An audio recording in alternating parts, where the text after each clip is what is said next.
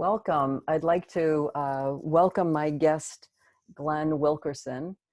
Thank you for joining me today. Glenn is a dad to 3 children. He is a husband to a wonderful wife, Sheridan, and a businessman in the technology field. Welcome, Glenn. Thank you very much for having me. So glad that you're here. The reason that we're talking is I'm doing this series on topics of life-changing events, and then people who have had a life-changing event and then creating something from that of meaning and purpose. And of course, we all have meaning and purpose, but sometimes those things that come out of us after a life-changing event are things that maybe we didn't even know we had before that event happened. So Glenn, would you tell us what that life-changing event was for you? Absolutely. It all started around February 25th of this year. I ended up going into septic shock and ultimately toxic shock. It all started on my daughter's birthday, a few days after that 25th date. But on the 25th, I started to feel sick, saw a video chat doctor, and then went into an urgent care a couple days later, and just wasn't feeling right, wasn't feeling like myself. My wife had come to me and asked me how I was feeling when we were in the process of setting up my daughter's little birthday celebration on the 28th. And I had told her that I just wasn't feeling well. And I wasn't feeling like myself, and it was the sickest that I'd really ever felt. She suggested that I go to emergency, and I got an Uber because I didn't want to wake the kids up. And I took that over to the hospital, and I was literally boiling inside. Like there was this feeling that it's hard to really explain, but it's almost like my inner self wanted to burst through my skin. And by the time I got to the hospital, it was raging, and I barely kind of made it in from walking from the car to the door, and walked into the hallway and started stumbling, and the security guard caught me before I was able to hit the floor, luckily. Now you didn't know what caused this. All you know is you're not feeling good and you're going to the hospital and you don't even know what's going on. Right. Yeah. I mean, a few days before I was a walking, talking robot, and, I just kind of slipped into this after getting a small cut on my hand from a motorcycle saddlebag that came down and slammed on my finger, and it caused a little pea-sized hole on my hand. And so all of that kind of culminated into me feeling sick, kind of flu-like symptoms at first, but then started to get worse, where I had a really bad pain under my right arm, and it was just really uncomfortable. And then that's what led me up to the day where I actually ended up going into the hospital. And at that time, I didn't know what was wrong with my underarm. I had gone to that urgent care, and they had, done a full workup on me, but they failed to really look under my arm and examine it, unfortunately. So that led me into the hospital, and once I got there, they tried to do the whole workup on me and put me in a wheelchair to answer some questions, and I literally could not answer these questions. I couldn't even concentrate on what they were asking me because it just felt like my body was going to explode. And finally, they just said, let's get this guy into a room. They took me back there. And I was apparently, from what my wife tells me, she had later had my phone, and I was texting a bunch of people and, telling them, what was going on with me. At that point, I started going into renal failure, where my kidneys and my liver were shutting down. So I was texting people to say, hey, I'm going, my kidneys and liver aren't working. I have no recollection of it, even to this day, that I was doing any of that. So by the next Wow. morning or so, maybe next afternoon, I had been in the hospital. They had sedated me with a bunch of, drugs to keep me just, comfortable. And my wife had come in to see me, I think around 5 that morning, and then shortly thereafter, with our visit, she had to exit the room because I started getting uncomfortable again, and the doctors came in to see what they could do to fix that. Um, by the time she had come back into the room, or was invited back into the room, I had been intubated. So they put me into an induced coma, and I, I couldn't function because I was in so much pain that they had to find some way to get me out of that pain. Oh Um, my God. Mm. from there, I stayed in that state for about 5 days. My family coming in, taking over the waiting room, and there were just so many people there that it was overwhelming, I guess, for the hospital. The doctors were coming in, and they weren't really giving a bunch of information, to my wife or to the family. They were just kind of, saying, hey, we're trying to do this, we're trying to do that, we'll get back to you. And then my uncle showed up, who's an emergency room doctor. He had a lot to do with the doctors really starting to be a little more forthcoming with, what I was going through. He was asking questions, giving suggestions, and asked them, why they weren't culturing more. They eventually did start to do some more culturing of my blood, and they were able to find out what bacteria that I actually had in my Oh body. my gosh. Yeah, they had even previous to that done um, a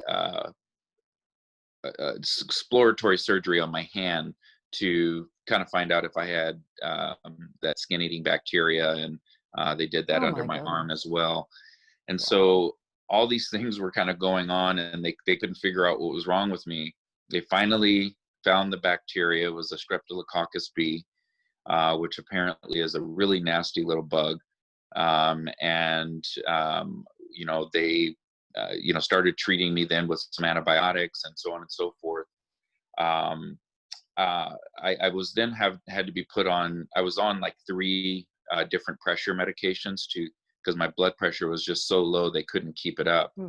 It was like 60/30, and they couldn't even find any way to get it up. My uncle had made a suggestion to the doctors about a kind of exploratory pressure medication. They weren't really that comfortable with using it at first, but they warmed to the idea when it came down really to me going into toxic shock from the septic shock, and they knew that there was really nothing else that they could do. So they thought they might as well try this.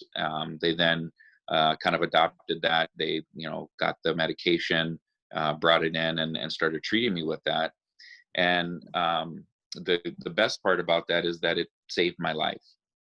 Um, Wow. the Wow. part about Mm. that Mm. was unfortunate is that it also caused me to lose some of the limbs of my body. Wow. How Yeah. shocking. I mean, from literally having a cut on your finger, not, and taking care of it as you described once before, you took care of it, at Hmm. home as anyone would do, and you went about your day, and then all this unfolded. Oh my gosh.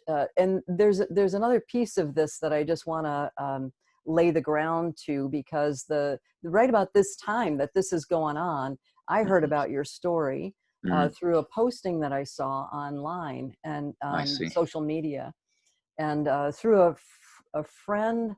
Actually, she's the mom of a friend of yours. I mean, it's that so far removed, right? But your story really got to my heart because I read it, and your family was fighting for you to Hmm. live because you were going down quick. And Hmm. how it touched me was that my son died suddenly. He didn't have a chance to fight. And I was like in this fight with you on the sidelines Mm-hmm. because I didn't have that with my son, you know. So you're about my son's age, you've got 3 kids, and Mm-hmm. so it's this, you know, odd, like, coming together and really being watching your story unfold. So the idea that you and I are talking today, when I first saw that story, it was really touch and go about where that Mm-hmm. was going to happen.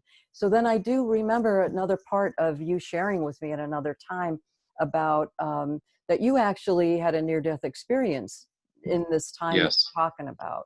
Do you mind Yes, telling us a little bit about that? absolutely. So when I was induced, and I actually came to after, my wife asked me, do you know how long that you've been under? And I was like, I don't know, 5 minutes or so. She's like, no, let's try 5 days that you were out. And so I was really caught off by that. And then it actually made me kind of go into my own thoughts and think about what had happened.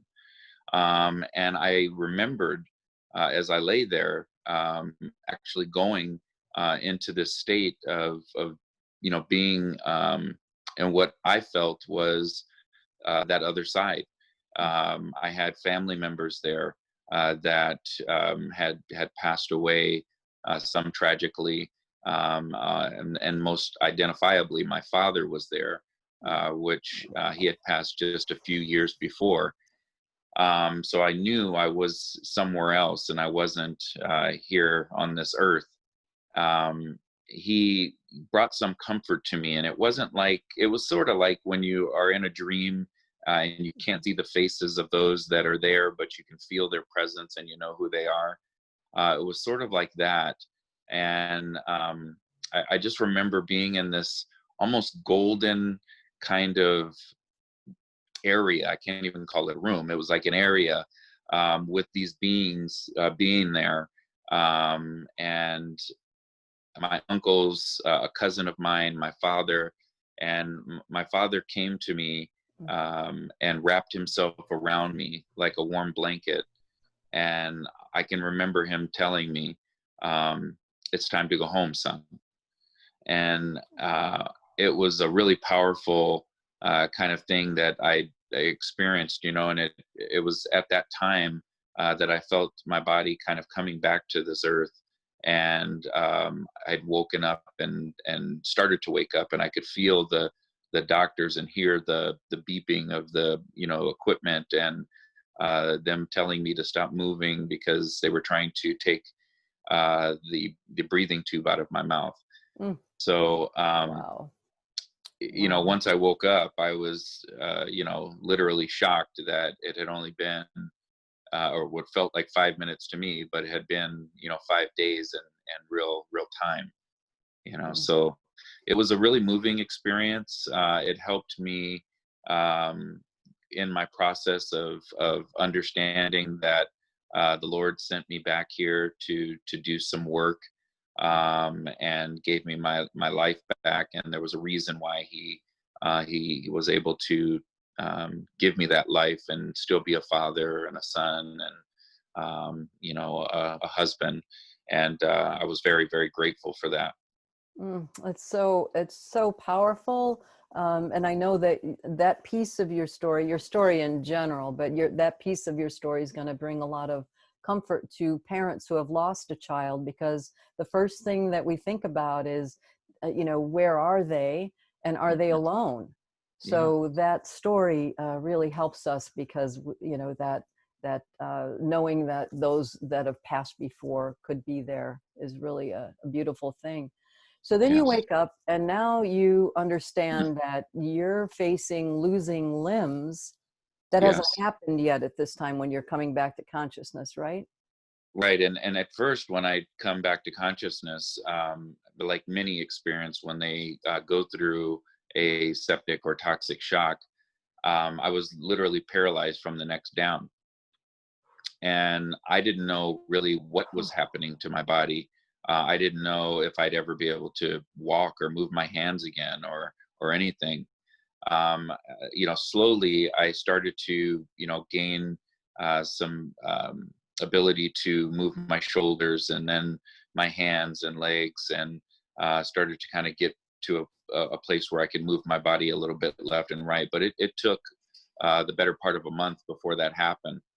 Um, and then in the midst of all of this going on, a week after I was in the hospital, the coronavirus hit. And this was a really huge deal because I was no longer able to see my family. And I started to have to go through this process really by myself. I luckily was able to see my children just before they shut down the hospitals. And my wife had been coming to visit me there that whole week or so before. And then they completely shut the hospitals down. And it really sort of sent me into this place that I really didn't want to be. You know, I'm really not a depressed person. I tend to have a really, kind of energetic, positive approach to life. And unfortunately, after about 2 or 3 weeks of not being able to see my family, touch my wife, hear her voice, see my kids, friends, it really started to get to me. So I had a couple of really dark days, and the only thing that was that enabled me to pull myself out of that is, for a period of time I was a foster child, and in there I had sustained things like physical abuse and mental abuse and other, and one of the things that enabled me to kind of get through that is that I learned in the foster care that I needed to learn how to compartmentalize my feelings, because if I didn't, it may have meant me getting at that time another beating, or mental torment, or whatever it would have been, and for me, it just helped me kind of compartmentalize these things and move on to the next day. So I did have a couple of dark days, but I then kind of flipped a switch when a nurse of mine named Caroline, she had come to me, and she was probably the best nurse that I had in the entire state, and I had some really good ones. She had come to me and said, "Hey, Glenn, I was wondering if you wouldn't mind meeting my boyfriend." And I kind of looked at her and I said, "Well, yeah, I mean, sure." And she said, "He's also a single amputee. And, I think he might be able to offer you some understanding of what, you might end up going through." Because at that time they hadn't told me that I was going to lose my legs yet. But Wow. they did tell me that I was going to lose portions or possibly all of my fingers.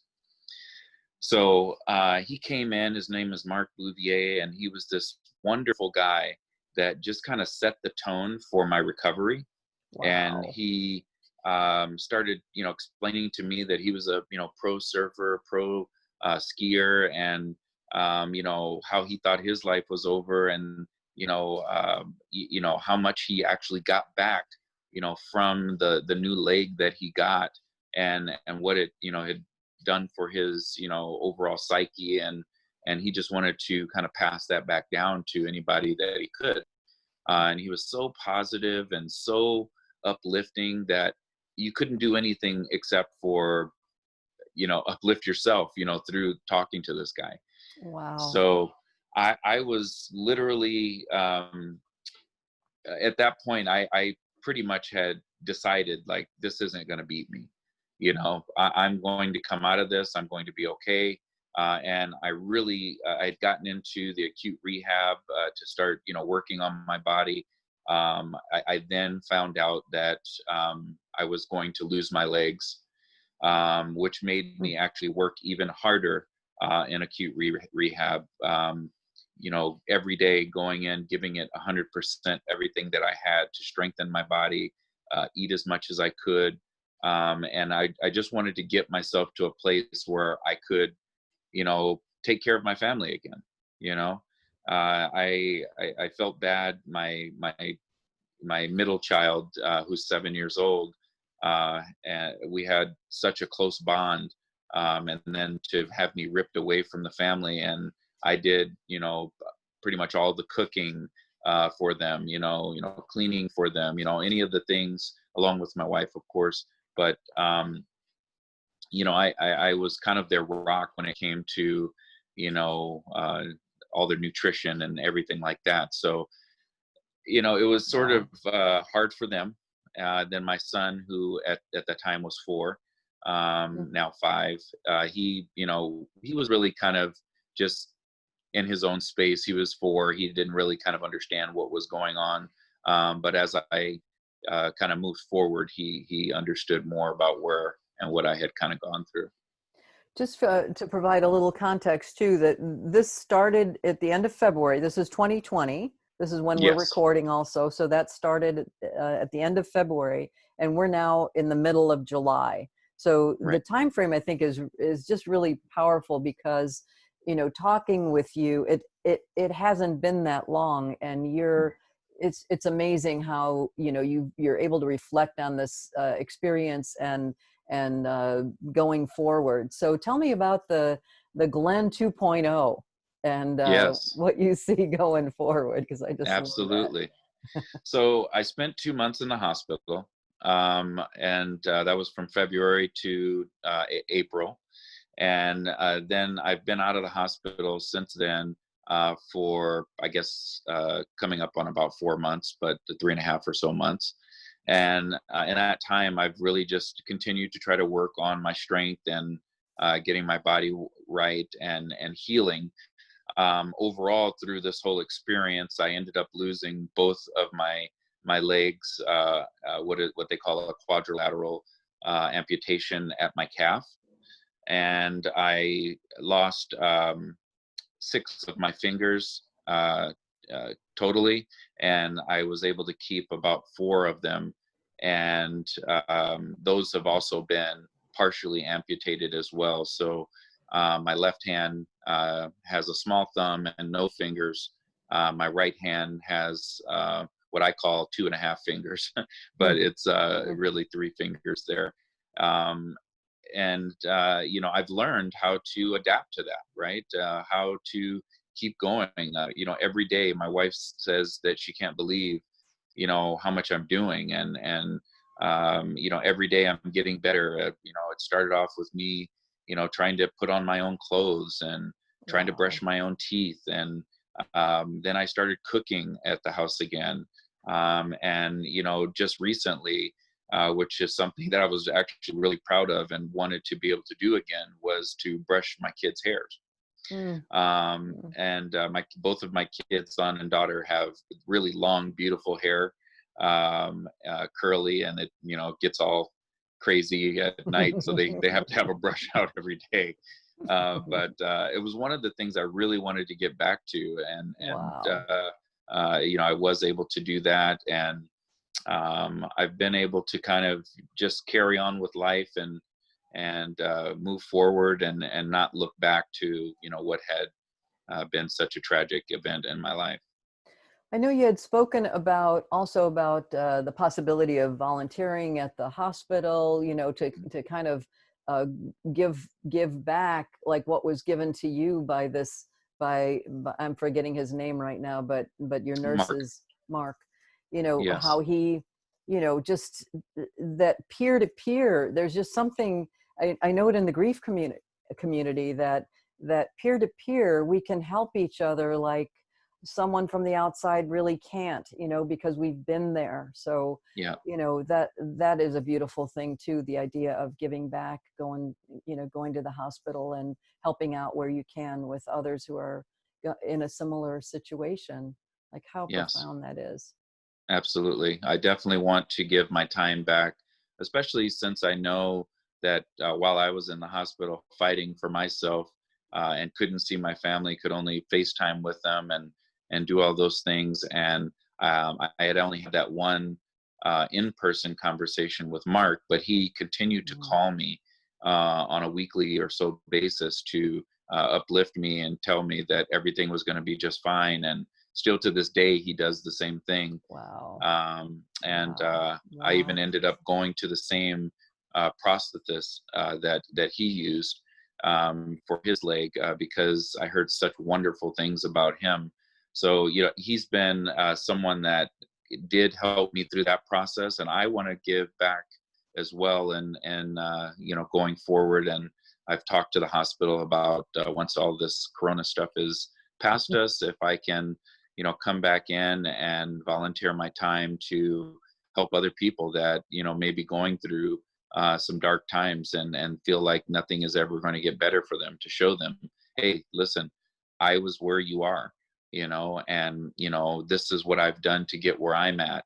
And it's not easy, and it's going to be a long road, but when you get through it, you'll know, and you'll become a better person for it. And a friend of mine just a few days ago told me, you know, Glenn, um, right now your kids are small and they don't see all of the, you know, how, why, and what of everything that has happened to you. But when they get older, and they remember back to what their father did and the way he fought and to where he is today, they're going to tell people, you know, my father is my hero. My father is someone that, you know, went through this tragic event and was able to see life in its most positive forms and continue forward. So I think about those things all the time. I want to give back to the people that helped me, and those obviously that didn't help me, to help them get to a point where they can see life in a different way after their tragic incidents. So beautiful, so beautifully said. I really appreciate it. And also kudos to your family and team, because whoever was responsible for the social media part, what they did was they continued to update. And I know that it's, you know, it's a big challenge to do that, to update and let people know that are tracking, you know, what's Yes. happening with this Yes. person. So the prayers were coming in, you know, it was just a really beautiful thing to witness. So kudos to them, and of course to you. And maybe you'll do me the honor of repeating this kind of an interview, you know, say in 6 months or so, and go on from there. You know, I'd love to keep Sure. track of what's going on. So thank I'd you love to do that. so much. And if Absolutely. people want to reach you, I'll put your email address so that they can reach out to you if they want, and that'll Okay. be along with the video. So thank you so Awesome. much, Glenn. Thank you very much. I really look forward to speaking with you again. Sounds good. Thanks so much.